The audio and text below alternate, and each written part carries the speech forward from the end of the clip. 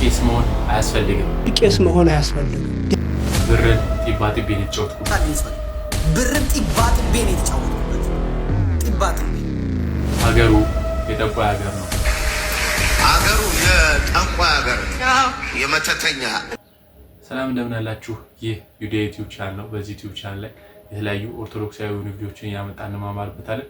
ላይክ፣ ሼር፣ ሰብስክራይብ በማድረግ ቤተሰቡ ነው። አስተያየት ካላችሁ ኮሜንት ላይ ጻፉልኝ፣ አነባለሁ። እስቲ አሁን ቀጥታ ወደ መጀመሪያው ቪዲዮ እንለፍ።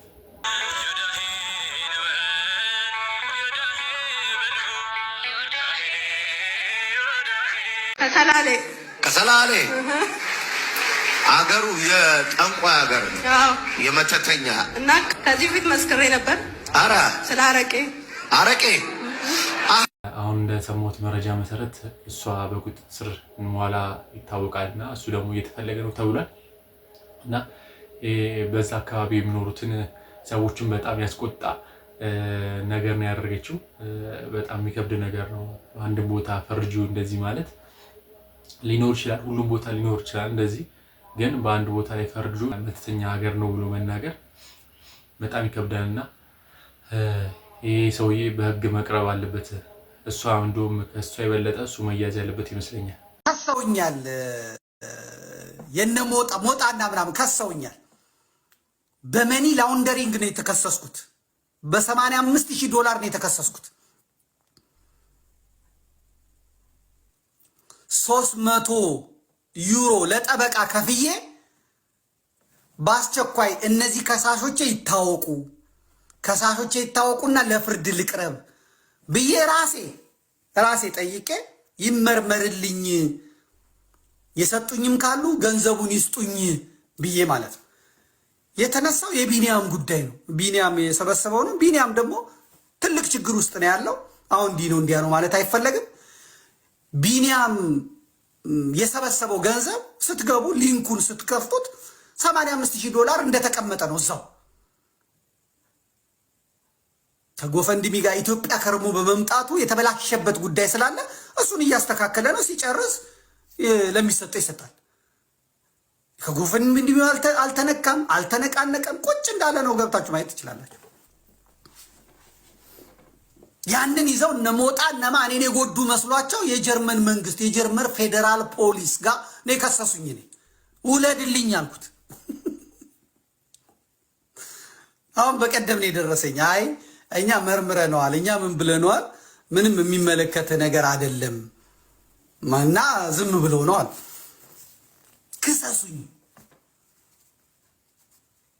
ክሰሱኝ የተቀበልኳችሁ ለዛ ለአሜሪካኑ ምናምን አሰባስቤላችሁ የለ እና ሀብታሙ ለእኔ የሰጣችሁት ካለ ለዘመድኩም ብላችሁ እስክንድር ያኔ ለሁሉም የአማራ ፋኖች በአንድ ቋት ይሰብሰብ ተብሎ የሰበሰብ ከዛ ላይ ሀብታሙ $270,000 ወስዳል። ኢትዮ ማነው 360ዎች 200 ምናምን ሺህ ሪሲፕቱን አሳይቻለሁ። ተቃራምታችሁታል። ለእኔ ለዘመድኩን ቤስቲን ሰጥታችሁኝ ከሆነ ንገሩኝ። እንኳን ለዛ ቤተክርስቲያን አገልግዬ አደባባይ ላይ ነው የምናገረው። እኔ አልፈልግም ብዬ ማለት ነው። አልፈልግም ብዬ ስለዚህ እንደራሳችሁ አትዩት። እንደ ኩፍኝ የወጣልን ሰው ነን እኛ። የወጣልኝ ሰው ነኝ። ብርም ጢባጢቤ ነው የተጫወትኩበት። ጢባጢቤ በቀን 60-70 ሺህ ብር እየሰራው ቁልቤ እጄ እስከ ሚሊዮን ብር እየሰራው ቆሜ ሽጬ ጩኬ እኔ ጫማ አልቀይርም፣ ልብስ አልቀይርም። ከሰው ልለይ ብዬ መኪና ገዝቼ ምናምን የለም። ልጆቼን አስተማርኩ። እኔ የሰው እጅ ሳላይ ኖርኩኝ። ቤተክርስቲያን ለአገልግሎት ስትጠራኝ የራሴን አስራት ይዤ እጄ አገልግዬ ሰጥቼ ነው የምመጣው። ላንቀዬ እስኪቀደድ ሰርቼ ነው። መስክር። ይሄ ነው እንግዲህ የብር መጨረሻው። እንግዲህ ስንት የተራቡ ያሉ ነው አዋጡ ሲባል እዚህ ማዋጣል ልክ ለጦርነት ሲሆን ሁሉም ከያለበት ጉሬ ይወጣል። ዲያስፖራ ይሉ ሀገር ውስጥ ያሉ ለማዋጣት ያለቻቸው አንድ ብርም ቢሆን 50 ሳንቲም ሰጥተው እዛ ነገር ላይ አስተዋጽኦ ለማድረግ ይፈልጋሉ። ለጦርነትማ ማን ብሎ ግን ከነሱ የተናፈናቀለ ካለ እነሱን እንደሙ ይረዳ። በረሃብ ሰው የተቸገረ ነው ሲባል ማንንም ዞር ብሎ ያዩ እስቲ ያዋጡ። አሁን ዲያስፖራ ያላችሁ እስቲ እንደዚህኛው 80 ምናምን ሺህ ዶላር እስቲ ያዋጡ። እስቲ ጎፈንድሚ እስቲ ለተራቡት እስቲ አሁን ድረሱላችሁ። እስቲ ለጦርነት እንደዛ ያወጣችሁ ህዝቤ እንዳይጎዳብኝ ብለ ብር ስታዋጣ የነበረው ለጦርነት እስቲ አሁን ደግሞ ህዝቤ እንዳይጎዳብኝ ብለ የተራቡትን አብራ እስቲ አብላችሁ። እስቲ አንዲት ልጅ ዱባይ አንድ ሾፌር በጣም ነግሮኝ ነው በጣም የተገረምኩት። እዚህ ሰንበት ትምህርት ቤት ታገለግል የነበረች ልጅ ዱባይ ትሄድና ሃይማኖት ትቀይራለች፣ መናፍቅ ትሆናለች። እዚህ የምታገለግለው ያዌ ቤተክርስቲያን ነውና ልጁ የዛ የታክሲ ሾፌር ነው።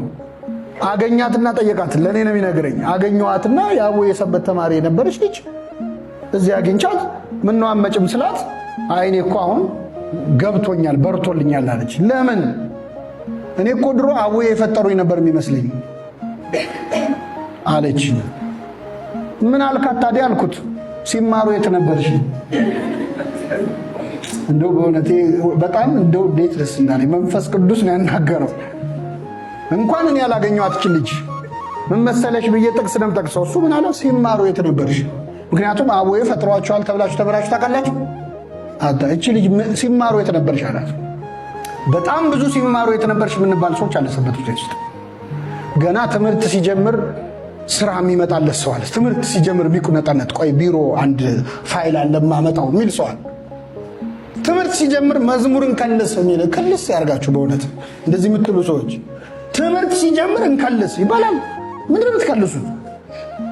መዝሙሩን አንዴ እንከልሰው 40 ጊዜ እኮ ዘምረዋል። ላለመማር ማለት ነው። ስራ አይታየ ያንቀዠቅዠናል። ቆይ አንዴ መጣው ስልክ ወጥተን ሲያልቅ ትመጣል። ጸሎት እየተደረገ ቁጭ ሚል ሰው ጸሎት ልክ እየተጀመረ ጸሎት ውስጥ እንደው ላለመሳተፍ ማለት ነው። ሲያልቅ ልገባ በቃ እንደዚህ ነው ይወላል። በሚመጣው ዓመት የሚያም ዘንድሮ ሱሪውን ዝቅ ያደርጋል ይባላል።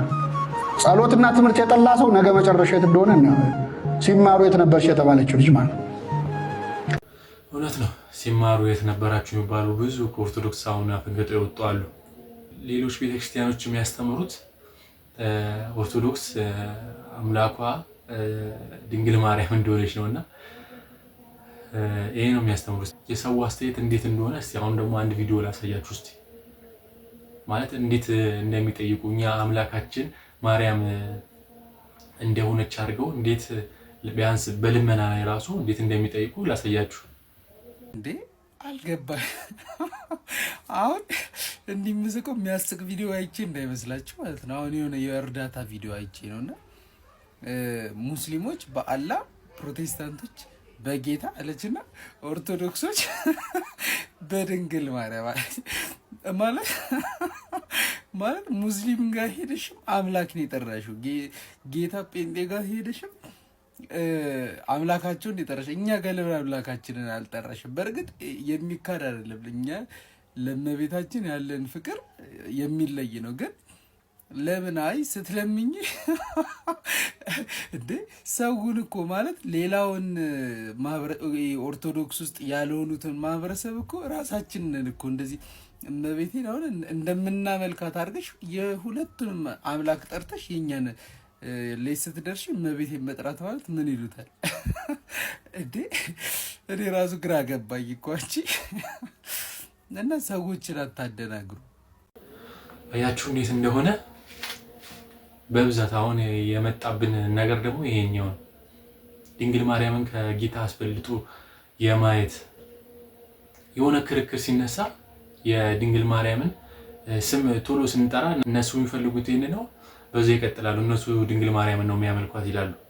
ይሄ ነው አሁን በብዛት እየተስተዋለ ያለው። አሁን ሌሎች እምነት ላይ ያሉ ሲያዩት አሁን ይሄን የእነሱን ጌታ አላህን ጠርተሽ የጴንጤን ደግሞ ኢየሱስን ጠርተሽ እኛ ጋር ስመጪ ኢየሱስ ድንግል ማርያም ስታይ እንዴ እነዚህ ድንግል ማርያምን ነው ለካ የሚያመልኳት ብለው ብዙ ያልተማሩ ስላሉ እንግዲህ እንደዛ ያስባሉና መቅደም ያለበትን ማስቀደም ያለብን። ቄስ መሆን አያስፈልግም፣ ዲያቆን መሆን አያስፈልግም። አማኝ መሆን ምእመን መሆን ነው። ውሃው ተለውጦ ማየገቦ እንደሚሆን ሳናስተምር ምስጢር እንዲሆን እናደርገዋለን። ህብስቱ ተለውጦ ስጋ ክርስቶስ፣ ወይኑ ተለውጦ ደመ ክርስቶስ እንዲሆን መንገር ምስጢር እንደማውጣት አድርገን ወስደዋለን አይደለም። ምዕመናን ይህንን ከተረዱ ምስጢር ወጣ ብለን እናምናለን። እንዴት ይሆናል? ይሄ እኮ የእምነት ጉዳይ ነው። አውቀውት ተረድተውት አምነውት የሚድኑበት እኮ ነው። የሚድኑበት እኮ ነው።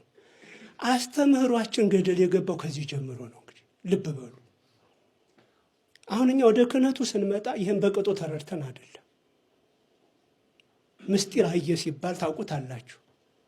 ምስጢር አየ የምንለው ድቁና ተቀብሎ ቤተልሔም ሲገባ ነው ምስጢር አየ የምንለው አይደል? አይደለም። ያን ጊዜ አይደለም ምስጢር አየ የሚባለው። ተምሮ ነው ምስጢራተ ቤተክርስቲያን አወቀ ማለት ያለብን። ይህን ለማወቅ ደግሞ ግድ ቄስ መሆን አያስፈልግም፣ ዲያቆን መሆን አያስፈልግም። አማኝ መሆን ምእመን መሆን ነው። ምእመን መሆን ነው። ይህንን አስተምሮ ከጧት ጀምሮ እንዴት አድርገን ነው የምንለወጠው? አሁን የአብነት ትምህርት ቤቶቻችን እንዴት አድርገን ነው የምንቀይራቸው? የሰንበት ትምህርት ቤቶቻችን እንዴት አድርገን ነው በዚህ ረገድ የምናመጣቸው? በእነሱ ሕግ በእነሱ እምነት ተክሊል አይፈርስም። እኔ ግን አፍርሼ ነው የመጣሁት፣ አፈረስኩት። ከዛ በኋላ ግን የደረሰብኝ መዓት ነገር ነው። ግን አልፌዋለሁ። ያው አንተ ጸለይክልኝ። እዚህ ሜንታሊ ትንሽ ተቸግሬ ነበረ። እንቅልፍ አልተኛም። ብዙ ነገር ነው የሆነው። እዚህ ቢሮ ሪች ዘማሪዋን አስጠርተ ጸለይክልኝ። ስጸልይልኝ ቢሮ እንደዚህ እያልኩኝ ጥቁር ነገር ነበር ከአይኔ የሚንጠባጠበው፣ ግን የለም እጄ ላይ። ከዛ በኋላ ሰላም አገኘው፣ እንቅልፍ አገኘው። ተክሊል በእኛ እምነት አፍርሶ መሄድ እንደማይቻልም ማወቅሽ ራሱ አንድ ነገር ነው። ግን ምን ዋጋ አለው? ለተክሊል ራሱ ብቁ አልነበርሽም ማለት ነው። አንዳንዴ ዝም ብሎ ኦርቶዶክስ መሆን አለ። ዝም ብሎ እግረ መንገዱን ዝም ብለሽ ማተብሽን አንጠልጥለሽ ዝም ብሎ የሚኖር ሰው አለ። ከነዚህ ውስጥ አንዱ አንቺ ነሽ። በተክሊል መጋባትሽ ምንም ነገር አይጠቅምሽም። ንስሐ ገብተሽ ስጋውና ደሙ መስወድሽ ካልተማርሽ ጭንቅላትሽ ባዶ ከሆነ ምንም ጥቅም የለውም።